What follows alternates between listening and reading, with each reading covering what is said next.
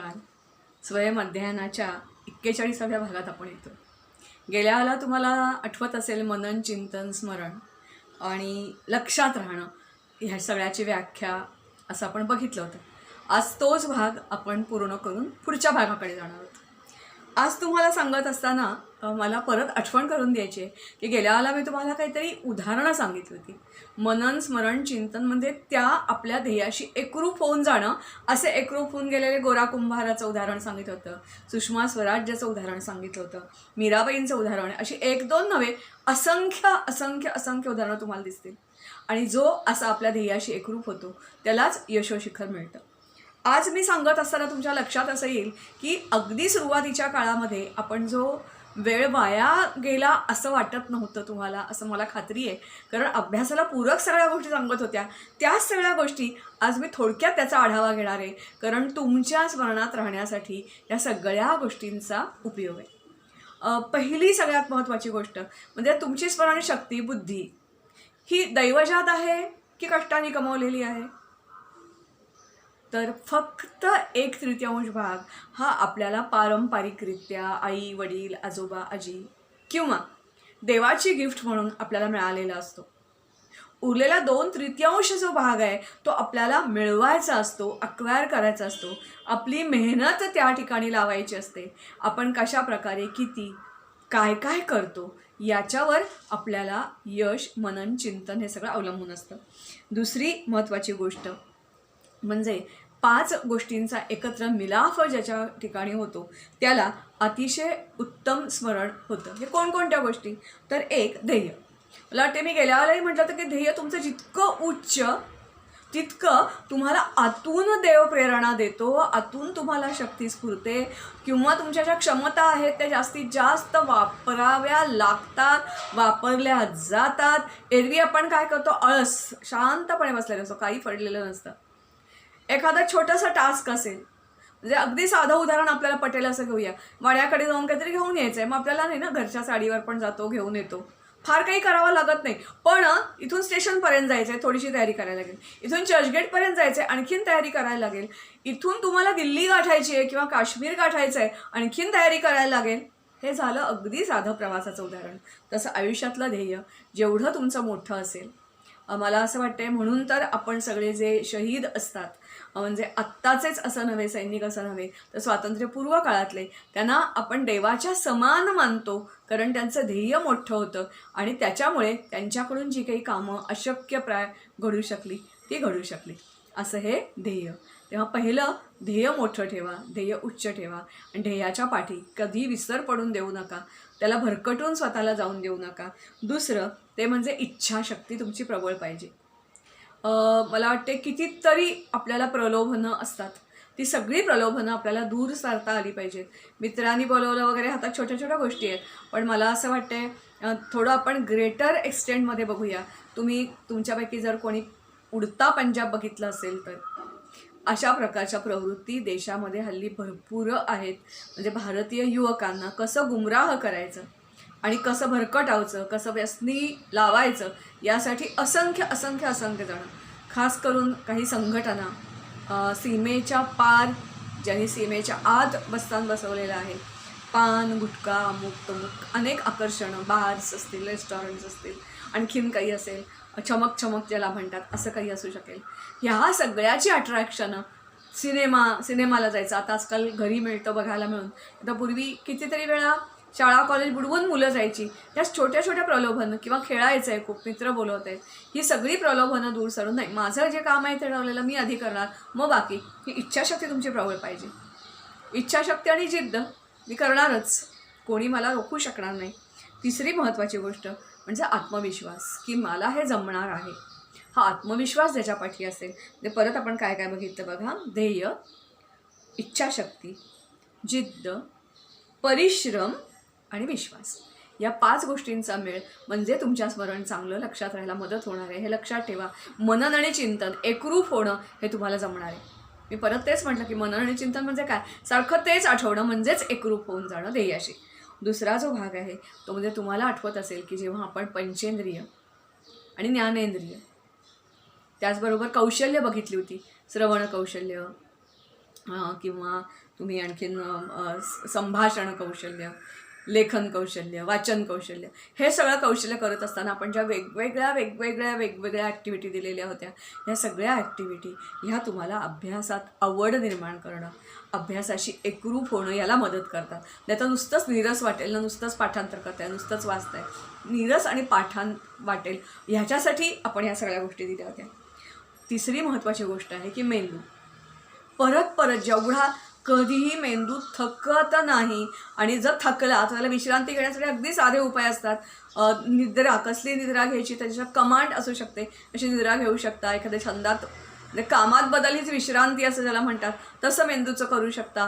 किंवा निसर्गाकडे 5 मिनटं पहा. तुमची बाग वगैरे असेल तर बागेत काम करा. बाग नसेल तर 2 कुंड्या असतील त्यांच्याशी गप्पा मारा. एखादं लाडकं गाणं ऐका किंवा काहीतरी हातपाय हलवा. 2-3 मिनटं व्यायाम करा.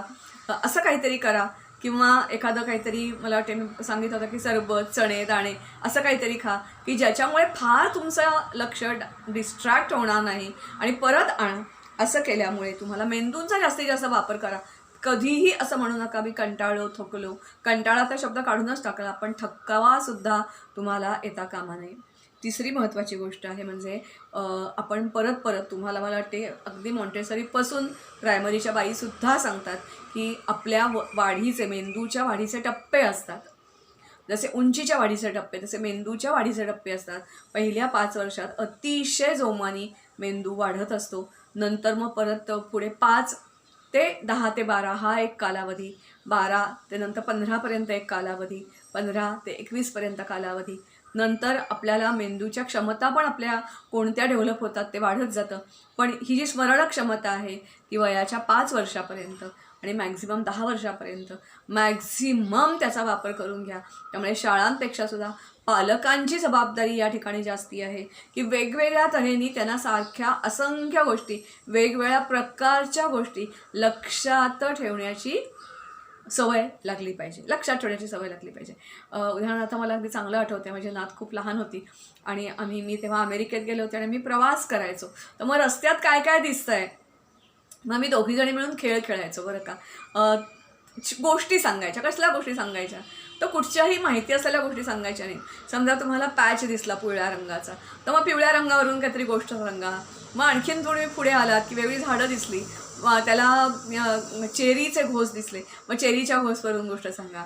खरी खोटी काल्पनिक ती पण सांगायची, मी पण सांगायची. याचा फायदा काय व्हायचा की सगळा जो मार्ग आहे ना, तो सगळ्याचा सगळा मार्ग तिच्या लक्षात राहायचा, तिच्या लक्षात राहायचा. तसंच आणखीन आम्ही एक केलं होतं की एक मोठीच्या मोठी वॉल होती आणि त्या वॉलमध्ये आम्ही वेगवेगळे जॉमेट्रिकल फिगर्स किंवा त्या सीझनचं जे काही एक मोठ्याच्या मोठं भिंतभर कोलाज केलं होतं आणि ती आणि मी मिळून आम्ही कोलाज केलं होतं. त्याच्यामुळे काय झालं की प्रत्येक कोलाज करताना नुसतं हाताने नाही ना काम करतोय, मग आपण सांगतोय ते का कापतोय, कसं कापतोय, हाताला पण वळण लागलं. असं काहीतरी तुम्ही ॲक्टिव्हिटीमध्ये गुंतवून घ्या. आणि 5 वर्षापर्यंत शाळेत काही जायचं नसतं ना, मुलं घरी असतात आणि म्हणून आईसुद्धा शक्यतो 5 वर्षापर्यंत घरी राहिली तर, किंवा जर आजी आणि आजोबा असतील तर त्यांनी पण आपलं वय विसरून या मुलांच्या बरोबर एकरूप होऊन तुम्ही गेलात तर भरपूर पाठांतर होऊ शकतं. तिसरी म्हणजे मला वाटते तुम्हाला माहिती आहे की आपल्याकडे बालगुटी पूर्वी देत असत. त्याच्यात सोन्याचा वळसा, चांदीचा वळसा. पण सोनं आणि चांदी मला वाटते असंख्य घरामध्ये, म्हणजे माझ्या घरामध्ये, माझ्या माठामध्ये कायम एक प्युअर चांदीचं आणि एक सोन्याचं छोटं नाणं घातलेलं असतं. कारण त्याचा जो अर्क असतो तो तुमच्या बुद्धीला तेज ठेवतो असं म्हणतात. मात्र डॉक्टरच्या गायडन्स बाळगुटी देताना, माठामध्ये ठेवणं तुम्ही कोणी करू शकता, पण बाळगुटी देताना मात्र तुम्ही वैद्य किंवा तुमचे डॉक्टर असतील त्यांना सल्ला घ्या किती घालायचे ते. तिसरी सुवर्णजल नावाची एक पद्धती आहे. ती सुवर्णजल पद्धतीसुद्धा अनेक ठिकाणी सांगितली जाते. काही आयुर्वेदिक औषधांमध्ये किंवा औषधालयांमध्ये अशा प्रकारे मिळतंसुद्धा सिद्धजल. पण तुम्हाला घरी पण हे बनवता येतं. मी आत्ता कृती मात्र सांगणार नाही, तुम्ही ती शोधायची. तिसरी महत्त्वाची गोष्ट म्हणजे लहानपणी बाळ घुटी भरतात बघा, त्याच्यामध्ये वेखंड वगैरे घातलेलं असतं. हे जे वेखंड असतं त्याच्यात सुवर्णाचा अंश असतो असं म्हणतात आणि त्यांनी तुमची मेंदू लवकर बिंदू भरून येतो आणि स्मरणशक्ती वाढते. तसंच खाताना सुद्धा जर्दाळू, बदाम, शेंगदाणे हे सगळे पदार्थ मेंदूला तुमच्या पूरक असतात. मात्र हे खात असताना आणखीन एक गोष्ट लक्षात ठेवायची की फास्ट फूड आणि पान गुटखा या गोष्टी अतिशय वाईट तुमच्या स्मरणशक्तीवर विपरीत परिणाम करणार आहेत. बरं, तुम्हाला सलाम बॉम्बे नावाची एक ही माहिती आहे. ती सलाम बॉम्बे हेच काम करते की मुलांना अशा प्रकारच्या व्यसनापासून, कारण खेडेगावामध्ये तर काय होतं, आजी किंवा घरात आई बाबासुद्धा काही वेळेला तंबाखू मळत असतात आणि मुलांना किंवा सुगंधी सुपारी खात असतात. मुलांना वाटतं चला ह्याला काही नॉर्मल आहे ना, हे काही व्यसन नाही आहे. पण असं नाही आहे, एक प्रकारचं व्यसन आहे. म्हणून सलाम बॉम्बे काम करते. त्या तुमच्या मेंदूवर विपरीत परिणाम होतो. तसंच आजकालच्या काळामध्ये संगणक आणि मोबाईल, मला वाटते संगणक प्रत्येकाच्या घरामध्ये आजकाल लॅपटॉप असल्यामुळे सहज झालेले आहेत. अभ्यासापुरता, कामापुरता जरूर त्याचा वापर करा, पण उगाचच आपलं लॅपटॉप आहे घरात, मोबाईल आहे म्हणून सारखे चित्रपट बघत राहा किंवा काही मालिका, आजकाल बऱ्याच काय असतात, माझ्यापेक्षा तुम्हाला जास्ती माहिती, असं मात्र करू नका. एक अतिशय छान व्हिडिओमध्ये आला होता. एक छोटंसं 2-4 वर्षाचं बाळ होतं आणि ते असं घरात सारखं, जर त्याच्या हातात मोबाईल असेल तरच ठीक आहे, तरच ते जेवायचं खायचं. मोबाईल घेऊन असं नुसतं, त्याला धड चालताच येत नव्हतं, बॅलन्स जात होता. आता चालताना बॅलन्स का जातो, म्हणून जेव्हा आई वडील डॉक्टरकडे घेऊन गेले तेव्हा त्या मेंदूचा, त्याच्या मेंदूवर होणारा परिणाम जो होता मोबाईल सतत वापरल्यामुळे, आई काय करत असेल, काम करायचं आहे ना, घे हातात, किंवा जेवत नाही आहे ना, घे हातात, त्याचा परिणाम असा होतो. त्यामुळे डॉक्टर सांगतात ते अगदी सत्य आहे. तुम्हाला अभ्यासाला आता वापरायला लागतो तेवढाच, पण त्याच्या पलीकडे मोबाईल, तुम्ही मोबाईलवर गेम खेळता, बिलकुल खेळू नका. फिजिकल गेम खेळा, त्यांनी तुमची इच्छाशक्ती, जिद्द तेही वाढायला मदत होते, शारीर तंदुरुस्त राहतं. तिसरी महत्त्वाची गोष्ट म्हणजे क्विज. शाळेमध्ये क्विज खेळा, मीच तुम्हाला सांगितलं होतं. मात्र टी व्हीवर जे प्रोग्रॅम असतात, कोण बनेगा करोडपती, त्याच्यातले प्रश्न इररिलेव्हंट असतात, कशाचा ताळमेळ नसतो. तो त्यांचा एक पैसे मिळवण्याचा एक गेम आहे. तुम्हाला माहिती असेल की अशा प्रकारचा कार्यक्रम करण्यासाठी किती कोटी रुपये घेतले जातात. त्यांचा पैसे कमवण्याचा धंदा आहे. पण असे निरर्थक क्विज कॉन्टेस्ट तुम्ही बिलकुल बघण्यात वेळ वाया घालवू नका. त्याच्यातून तुम्हाला काहीही माहिती मिळणार नाही आहे आणि विपरीत परिणाम तुमच्या स्मरणशक्तीवर होणार आहे, हे लक्षात ठेवा. तसंच नकारार्थी विचार मनातून टाळा, सगळ्या प्रकारचे. राग, द्वेष, लोभ, चिंता. काय होतं ना, यांनी 2 प्रकारची हानी होते. एक तर तुमचं जे चांगले विचार आहेत ते दडपले जातात आणि तुमचं ब्लड प्रेशर वाढतं, मेंदूच्या ज्या काही एक तीव्रता, वेगवेगळ्या वैज्ञानिक भाग आहे हा सगळा, पण त्याचा विपरीत परिणाम तुमच्या स्मरणशक्तीवर होतो. तेव्हा कोणत्याही प्रकारे भांडण झालं आहे, वादविवाद केला आहे, लगेचच्या लगेच विसरून जातो भाग, तिथेच थांबवा. असं काही होऊ शकणार नाही ना आयुष्यात की सगळेच माणसं तुमच्या विचाराची आहेत, काहीच तुम्हाला कुठे विरोध झाला नाही, काहीच अपयश आलं नाही. अपयश आलं, खचून जाऊ नका. कोणतीही चिंता, आजारी पडलं चिंता करू नका. कोणीच अमरत्व घेऊन आलेलं नाही आहे. फक्त त्याच्यातून बरं कसं व्हायचं ते आपल्या हातात आहे, तेवढंच तुम्ही करा. कोणतंही असू दे. काही वेळेला आर्थिक अडचणी आईवडिलांना येऊ शकतात. आता तर सध्या इकॉनॉमी तुम्हाला माहिती आहे, सगळ्यांनाच खूप अफेक्ट झालेली आहे. अशा वेळेला आपल्या ह्याच्यावर जिद्द आणि मेहनत करायची. देवाला प्रार्थना तीच करा की मला जिद्द आणि मेहनत करण्यामध्ये कुठेही कमी पडून देऊ नकोस, यश आपोआप माझ्याकडे चालत येईल. तिसरी महत्त्वाची गोष्ट म्हणजे मला वाटते, पाठांतराचा ताण येऊ देऊ नका. हे पाठ करायचं, ते पाठ करायचं, ते पाठ करायचं असं येऊ देऊ नका. मी सांगितलं होतं काय पाठ करायचं आणि काय नाही. हे एकदा तुम्ही ठरवलं की बिलकुल तुम्हाला ताण येणार नाही. त्याच्यानंतर एखाद्या गोष्टीत रुचीच नाही आहे, रसच नाही आहे, तर ती गोष्ट पाठांतर होणार नाही. एक तर 2 गोष्टी तुम्हाला करायला लागतील. रुची निर्माण करावी लागेल किंवा चक्क तो भाग सोडून द्यावा लागेल की नाही, हे मला नाही, म्हणजे आपण काय म्हणूया, आपल्या व्यक्तिमत्वाचे भाग आहेत ना, की हे नाही मला जमणार आहे. काही हरकत नाही ना, सगळ्यांची काही 140 प्रकारची बुद्धिमत्ता असते. तुमची या प्रकारची आहे, तुम्हाला हे जमणार आहे, त्याच्यावर कॉन्सन्ट्रेट करा. जे जमत नाही ते सोडून द्या, काही फरक पडत नाही.